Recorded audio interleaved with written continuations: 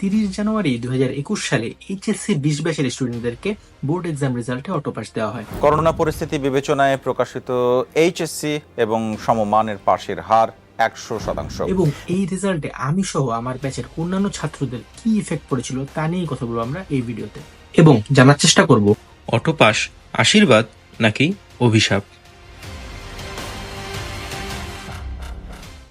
এখন আমরা এইচএসসি 20 ব্যাচের প্রেক্ষাপটে অটোপাসের ভালো দিকগুলো কি ছিল তা জানার চেষ্টা করব। তো প্রথম পয়েন্টটা হলো প্যান্ডামিকে অ্যাডমিশনের প্রতি ফোকাস। তো যে কোনো ব্যাচের এইচএসসি যদি 1 থেকে 2 মাসও পেছানো হয় তাহলে কিন্তু সাধারণ স্টুডেন্টের পড়াশোনা বোর্ড থেকে অ্যাডমিশনের দিকে শিফট হতে থাকে। তার রিসেন্ট একটা এক্সাম্পল হচ্ছে এইচএসসি 24 ব্যাচের ছাত্রদের। যখনই বাংলাদেশের আন্দোলন এবং বন্যার কারণে এইচএসসি পিছানো হয় তখনই ম্যাক্সিমাম স্টুডেন্টদের পড়াশোনা কিন্তু অ্যাডমিশনের দিকে শিফট হয়। আর এর থেকেও বেশি পিছিয়ে ছিল এইচএসসি 20 ব্যাচের ছাত্রদের জন্য। প্যান্ডামিকের কারণে 1 থেকে 1.5 বছরের বেশি যখন এইচএসসি পিছানো হয় তখন অধিকাংশ ছাত্রদের কিন্তু পড়াশোনা বোর্ড ফোকাস থেকে অ্যাডমিশনের দিকে শিফট করে। এবং বোর্ড ফোকাস বলতে সায়েন্সের স্টুডেন্টদের জন্য বাংলা, ইংলিশ এবং আইসিটির যে প্রিপারেশনটা ছিল সেই প্রিপারেশনটা কিন্তু আস্তে আস্তে কমতে থাকে। এবং ফিজিক্স, কেমিস্ট্রি এবং ম্যাথের প্রতি শর্টকাট এবং বিভিন্ন টাইপের ম্যাথমেটিক্যাল প্রবলেমের প্রতি ফোকাসটা বেড়ে আসে। যেহেতু এইচএসসি 2 মাস পরেই সাধারণত অ্যাডমিশন হয়, তো ছাত্রদের অটোপাস দেওয়ার কারণে বাংলা, ইংলিশ এবং আইসিটিতে আবার প্রিপারেশন নেওয়া থেকে বিরত থাকতে হয়, যেটা কিন্তু ছাত্রদের কিছুটা হলেও ভালো হেল্প করে। এবার আসি সেকেন্ড পয়েন্টে। সেকেন্ড পয়েন্টটি হলো প্যান্ডামিকে আক্রান্ত ছাত্রদের মধ্যে এইচএসসি পরীক্ষার ভার কমানো। কোভিড-19 কিন্তু ছাত্ররা শুধু আক্রান্তই হয়নি, ছাত্রদের অনেক ফ্যামিলি মেম্বারও আক্রান্ত হয়েছে এবং অনেক ছাত্রদের ফ্যামিলির আর্নিং সোর্সেও কিন্তু ইফেক্ট পড়েছে। এবং এই এত বড় একটি ক্রাইসিসের মধ্যে এইচএসসির একটা এক্সট্রা ভার নেওয়া অনেকাংশ স্টুডেন্টের জন্যই কিন্তু অসম্ভব ছিল। তাই প্রথম দিকে এইচএসসির বদলে অটোপাসের কনসেপ্টটা একটু হলেও পজিটিভ পয়েন্ট হিসেবে বিবেচিত হয়। তো অটোপাসের এই ভালো দিকগুলো রেজাল্ট পাওয়ার আগ পর্যন্তই বোঝা গেল, কিন্তু অটোপাসের আসল খারাপ দিকগুলো এবং একটি বড় রিয়েলিটি চেক আমরা পেলাম যখন এইচএসসি রেজাল্টটা দেওয়া হলো।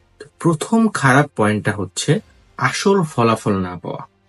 এটা যেমন সত্যি অনেকাংশ স্টুডেন্ট যারা এসএসসিতে এ প্লাস পেয়েছিল তারাই এইচএসসিতে এ প্লাস পাওয়ার যোগ্য, তেমনি এটাও কিন্তু সত্যি যারা এসএসসিতে কোনো কারণে এ প্লাস মিস করেছে তারাও এইচএসসিতে পড়াশোনা করে এ প্লাস পাওয়ার যোগ্যতা অর্জন করতে পারে। এবং অনেকেই যাদের এসএসসিতে পড়াশোনাটা ভালো ছিল এইচএসসিতে পড়াশোনা একটু খারাপ থাকতে পারে, আবার যাদের এসএসসিতে পড়াশোনা খারাপ ছিল তাদেরও কিন্তু এইচএসসিতে পড়াশোনা ভালো থাকারও চান্স থাকে। এই সবকিছুরই একটা ব্যাড রেজাল্ট আসে অটোপাসের মাধ্যমে, যেটা কিন্তু অটোপাসের খারাপ পয়েন্ট হিসেবে বিবেচিত হয়। এবার আসি অটোপাসের সবচেয়ে বড় ব্যাড ইফেক্টের পয়েন্টে।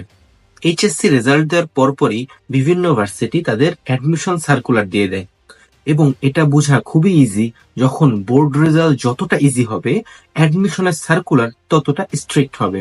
তো 2020-21 সেশনের জন্য বুয়েট অটোপাসের প্রেক্ষাপটে নিজেদের সার্কুলার বের করে, যেখানে বলা থাকে ফিজিক্স, কেমিস্ট্রি এবং ম্যাথে এসএসসিতে 300-তে 270-এর নিচে পেলে সে পরীক্ষা দেওয়ার জন্য যোগ্য হিসেবে বিবেচিত হবে না।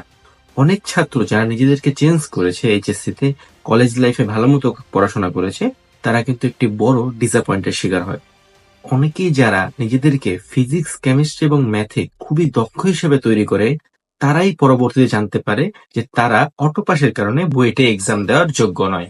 শুধু বুয়েট নয়, চুয়েট, কুয়েট এবং রুয়েট তখন প্রথম নিজেদের কম্বাইন্ড এক্সাম নেওয়া শুরু করে, যেখানে তাদের সার্কুলারে থাকে যে এসএসসিতে ইংলিশে এ প্লাস থাকতে হবে। আইওটিও এসএসসি নাম্বারের উপর বিবেচনা করে একটি লিমিটেড সংখ্যক ছাত্রদের নিয়ে এক্সাম অনুষ্ঠিত করে। তো বোর্ড রেজাল্টটা ইজি হওয়ার কারণে ফুল অ্যাডমিশন সার্কুলারটা কিন্তু খুবই স্ট্রিক্ট হয়ে আসে, যার কারণে অনেক ডিজার্ভিং ছাত্ররাই এক্সামে বসতেই পারে না, যেটা অটোপাসের সবচেয়ে বড় ব্যাড ইফেক্ট হিসেবে বিবেচিত করা যেতে পারে। অটোপাস নিয়ে এত কিছু বলার মূল কারণটাই হলো এইচএসসি 24 ব্যাচকেও তাদের বাকি থাকা কিছু সাবজেক্টের জন্য অটোপাস দেওয়া হয়েছে। এটা যেমন দেশের সিচুয়েশন বিবেচনা করে একটি সঠিক সিদ্ধান্ত, কিন্তু ছাত্রদের জন্য কিছু সতর্কতা কিন্তু মানতে হবে।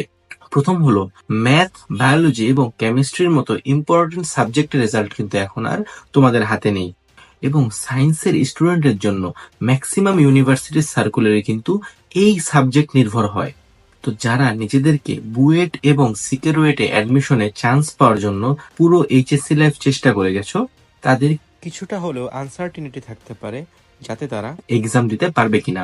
তাই তাদের জন্য আমার নির্দেশনা থাকবে বুয়েট এবং সিকিউরিটির অ্যাডমিশনের জন্য যেন তারা সেম ভাবেই প্রিপারেশন নিতে থাকে, কিন্তু সাথে একটি ব্যাকআপ প্ল্যান হিসেবে ঢাকা ইউনিভার্সিটি এবং বিভিন্ন ইউনিভার্সিটির প্রিপারেশনটা তারা নিতে থাকে। এখন অনেকের একটি মিসকনসেপশন থাকে যে বুয়েট এবং ঢাকা ইউনিভার্সিটির প্রিপারেশনটা কিন্তু একই রকম, কিন্তু এটার মধ্যে কিছু ডিফারেন্সেস আছে। ঢাকা বিশ্ববিদ্যালয়ের অ্যাডমিশনে খুবই তাড়াতাড়ি এমসিকিউ গুলো ক্যালকুলেটর ছাড়া করতে হয় এবং সাথে কিন্তু রিটেন কিছু কোশ্চেনও আসে। অন্যান্য বিশ্ববিদ্যালয়ে সাধারণত ক্যালকুলেটর ছাড়া এমসিকিউ অ্যান্সার করতে হয়। তো প্রিপারেশনটা একটু হলেও ডিফারেন্স রয়েছে। আমার নির্দেশনা এটাই থাকবে যে সবাই যারা বুয়েট এবং সিকিউরিটির প্রিপারেশন নিচ্ছ তারা যেন সাথে সাথে ভার্সিটির প্রিপারেশনটা নিয়ে রাখে, যাতে অ্যাডমিশনে তাদের কোনো রকমের প্রবলেম ফেস না করতে হয়। আসসালামু আলাইকুম।